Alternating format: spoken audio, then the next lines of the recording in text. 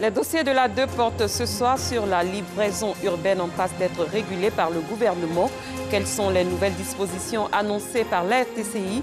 Qu'en pensent les acteurs de ce secteur? Nous aurons des réponses dans les dossiers de la 2 et ce sera tout à l'heure. Au Soudan, près de 50 personnes ont perdu la vie dans des affrontements au Darfour occidental. Bonsoir, bienvenue aux 19h. La Fondation Générale Mathias Doué donne le sourire aux 105 filles de l'orphelinat de Grand Bassam. Elle leur a fait des dons vivre et non vivre. Cette fondation œuvre dans les domaines de la santé, l'éducation et l'autonomisation des masses. Son credo, la solidarité et l'appui aux couches vulnérables. Anicette Conan, Joël Gossi.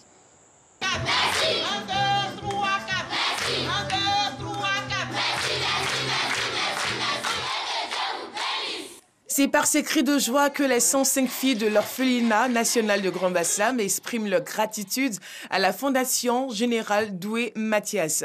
111 ardoises numériques, des centaines de cache-nez, des vivres et non-vivres, c'est le don fait par cette fondation.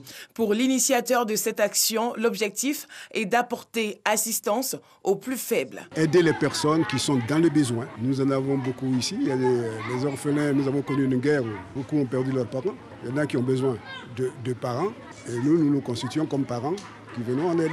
Présent à cette cérémonie, le représentant du premier magistrat de la commune de Grand Bassam a apporté son soutien à cette initiative. Geste fortement apprécié par la responsable de l'orphelinat. En tant que mère, je ne peux que dire merci parce que je suis très émue. Dire merci à la Fondation Générale Mathias Doué. Nous avons bénéficié d'appui. Après l'étape de Grand Bassam, la Fondation Générale Mathias Doué compte mettre le cap sur l'Institut des aveugles de Yopougon. Direction Toumoudi, l'ONG Cage Group était récemment à l'hôpital général de cette ville du centre du pays. Une présence pour assister les malades désœuvrés ainsi que les populations sinistrées des douloureux événements qu'a connus cette localité. Ces responsables ont remis des vivres et non-vivres à ces personnes afin de leur apporter de la joie et leur redonner le sourire. Pagasoro Kone de Madongui. Mairie de Toumoudi. Cette dame ne peut retenir ses larmes. Elle et plusieurs autres personnes victimes des événements douloureux de Toumoudi ont reçu des mains des responsables de l'ONG KG Group des dons en vivres composés de sacs de riz, d'huile, de pâtes alimentaires, entre autres. Des vivres dont ont également bénéficié des veuves et des orphelins de cette localité, mais aussi les malades de l'hôpital général de Toumoudi. Il s'agissait pour l'ONG KG Group de leur apporter de la compassion en vue de leur redonner le sourire en ce début d'année 2021. Tout le monde le sait, il y a eu un événement malheureux dans cette belle cité. Notre organisation a réfléchi et a dit ce qui frappe ses concitoyens nous frappe aussi. Les responsables de l'hôpital général de Toumoudi et les bénéficiaires n'ont pas manqué de traduire leur reconnaissance à l'ONG KG Group et saluent ce geste de haute portée sociale. Tous ces frères et sœurs qui vraiment ont pensé à nous, les sinistrés. Avec vous, on est soulagés. Merci pour ces dons. On n'est pas resté dans nos cachots. Vous nous avez fait sortir. On est dans la joie. Apporter de la joie au cœur de nos patients, ça fait chaud au cœur. Je tiens vraiment à vous remercier et que cette initiative soit poursuivie. L'organisation non gouvernementale KG Group, à l'issue de la cérémonie, a sensibilisé les populations du département de Toumoudi à prôner autour d'elles les valeurs de paix, de cohésion et d'amour. Ces responsables les ont aussi invités à respecter les gestes barrières en vue de lutter contre la maladie à coronavirus, la Covid-19. Un mot de religion après une année de formation à la lecture du Saint-Coran à l'école confessionnelle islamique Darul Salam de la grande mosquée d'Abobo. Des femmes âgées ont fait une démonstration de leur acquis. À leur côté, des tout-petits se sont également prêtés à l'exercice. C'était à la faveur d'une cérémonie qui visait à inciter les uns et les autres à s'instruire à tout âge. Bintou Pekeli.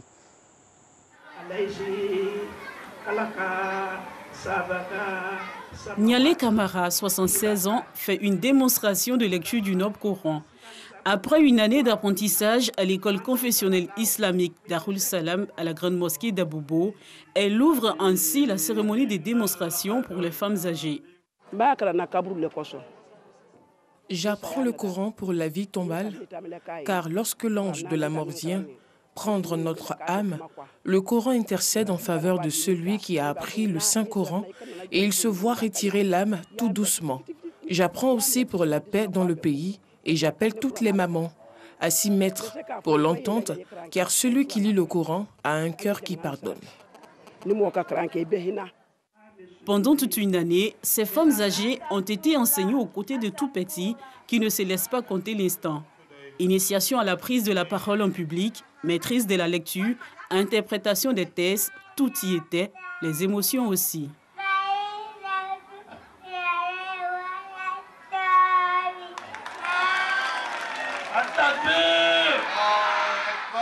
Après 3 ans, je suis au Coran. Je veux dire aux autres, regarde bien travailler toi. J'ai récité Souratul Buruj. Je peux dire aux filles, j'ai étudié les Coran. Coran, c'est tellement bon. Cette cérémonie est une initiative de la communauté musulmane tidjanite à Loulbaït. Pour les organisateurs, c'est un pari réussi. Généralement, nos mamans sont beaucoup occupées à la maison et par les services aussi. Donc, ils n'ont pas le temps d'apprendre leur religion. Et aujourd'hui, nous sommes très heureux. Le peu de connaissances que nous avons eues, on a pu donner ça à nos mamans, on a pu donner ça à nos enfants.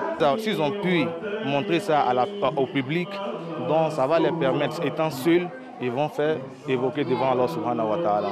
Donc c'est la raison qui nous a amenés à faire cette cérémonie, Inch'Allah. Nous sommes très heureux. Je parle à mon nom, je parle au nom de tous les imams de la mosquée. Ça a été une formation de quelques années. Maintenant, il y a 1 an que la formation a été accélérée. Donc aujourd'hui, nous ne pouvons que dire Alhamdulillahi Rabbil Alamin. Parce qu'une communauté sans le savoir n'a pas d'avenir. Donc il faut former les enfants, il faut aussi orienter les mamans parce que quand on a la connaissance de sa chose, on aime plus, on est plus dévoué, on est plus engagé. Pendant une demi-journée, les femmes âgées de l'école confessionnelle islamique Darul Salam d'Abobo ont fait montre de leurs acquis à travers diverses activités. Le but est de montrer qu'on peut apprendre sa religion à tous les âges. À l'étranger, le bilan est très lourd au Soudan. Des affrontements tribaux et des attaques de milices ont fait au moins 48 morts depuis hier au Darfour occidental, vaste région de l'ouest du Soudan. Les violences qui se poursuivent ont également fait 97 blessés. Samedi, des affrontements ont opposé la tribu Al-Masalit aux nomades arabes à Al-Jenina, capitale de la région. Des milices armées favorables aux nomades arabes ont ensuite attaqué la ville et plusieurs maisons ont été incendiées. Le conflit au Darfour a débuté en 2003 entre forces loyales au régime de Khartoum et insurgés. Il a fait quelques 300 000 morts et plus de 2,5 millions de déplacés, essentiellement durant les premières années selon les Nations Unies. Un défunt dans la salle de pause, des corps embaumés stockés dans le garage. Les pompes funèbres Boyd, petite entreprise familiale du sud de Los Angeles, sont débordées par les morts de la Covid-19 et pour la première fois depuis leur création en 1963, refusent des clients. Joël Gossi.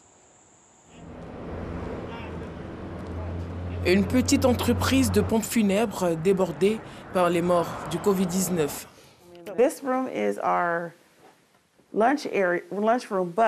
Cette pièce est notre salle à manger, mais nous sommes obligés d'y mettre les cercueils. Les cimetières sont tellement pleins que nous ne pouvons y amener les défunts et nous les gardons ici. Nous avons une chambre froide, mais elle est pleine. J'ai même été obligé de faire venir quelqu'un pour aménager plus d'espace. I even had my contractor to come in and build more space. À ce jour, près d'1 million de cas de Covid ont été recensés dans la région de Los Angeles. Place à présent au dossier de la DEF.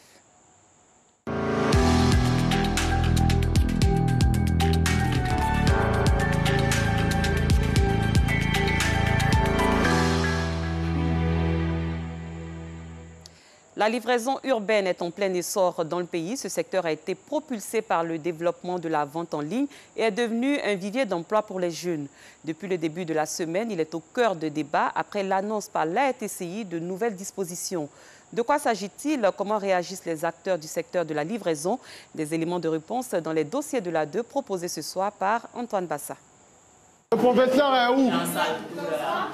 Il en sort ici. Ben Gordon est éducateur dans un établissement secondaire situé à Marcory. Entre la gestion des problèmes des élèves, la réception des parents et le suivi du programme académique, Ben a décidé de se lancer en août 2020 dans une autre activité, la livraison d'articles. J'ai pris des renseignements, je me suis acheté des motos, tout ça, j'ai constitué une équipe et puis on a commencé à travailler. Donc en même temps, je travaille ici et en même temps, je suis là-bas. Aujourd'hui, après quelques mois d'activité, sa structure qui exerce dans l'informel dispose de 2 mobylettes avec lesquelles ses livreurs transportent quotidiennement les articles et marchandises des clients. Allô? Oui, allô. Bonjour madame. Alors vous avez commandé avec nous 2 savons. Voilà, alors je vous appelle juste pour vous dire que le livreur il va vous appeler au cours de la journée si vous n'avez pas d'impératif afin que vous soyez livré. Comme Ben Gordon, plusieurs jeunes se sont lancés dans ce business nouveau. C'est le cas d'Aurélie Fieni, à la tête d'une structure de livraison située à la Riviera, dans la commune de Cocody. On a constaté qu'il y a un besoin vraiment par rapport à Internet aujourd'hui. Il y a beaucoup de boutiques en ligne, de commerce en ligne, donc qui ont forcément besoin de livraison. Ne plus se déplacer pour faire ses emplettes, commander en un clic via son smartphone et recevoir quelques heures après ses articles. Cette pratique nouvelle gagne de plus en plus le cœur des Abidjanais. C'est quand même bien parce que tu as la possibilité de recevoir ta marchandise chez toi à la maison à moins de coûts. C'est vrai qu'on paye certains frais, mais c'est quand même bénéfique. Propulsé par le développement fulgurant de la vente en ligne, la livraison urbaine est en plein essor. Un secteur porteur qui, depuis quelques jours, est au cœur des débats suite à la publication d'un communiqué du collectif des entrepreneurs de la livraison urbaine de Côte d'Ivoire. Chaque entreprise ou structure de livraison sera dans l'obligation de s'acquitter de taxes et d'une autorisation d'exercer d'un montant de 5 millions de francs CFA, valable pour une période de 10 ans.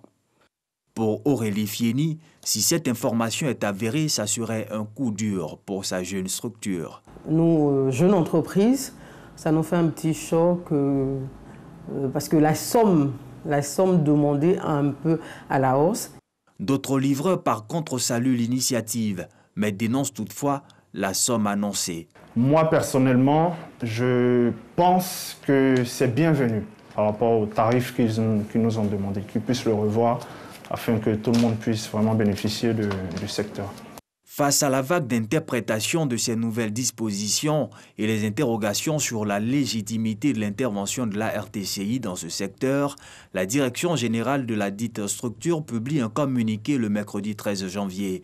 Elle y explique les fondements juridiques de ces mesures et rassure les acteurs. La RTCI tient à rassurer l'ensemble des acteurs du secteur postal et la population qu'elle exerce sa mission de régulation du secteur postal dans l'intérêt, bien compris, de toutes les parties prenantes et veille au bon équilibre du marché. À ses bureaux à Cocody, le président du collectif des entrepreneurs de la livraison urbaine de Côte d'Ivoire multiplie les rencontres et les séances de travail.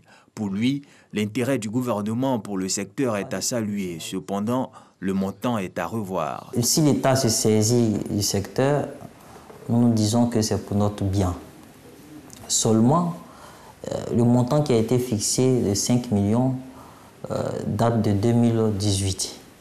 Et si ce montant date de 2018, c'est-à-dire la réalité n'a pas été prise en compte.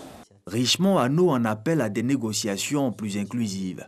Le plus important n'est pas de fixer déjà le montant, mais de comprendre le secteur et comprendre les acteurs du secteur.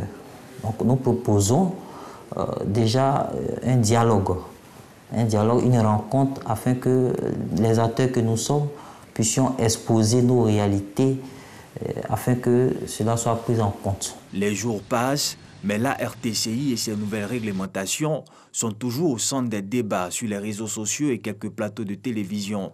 Face à cette situation, l'autorité de régulation convoque les acteurs de la livraison urbaine à une rencontre d'échange le vendredi 14 janvier à son siège à Marcory.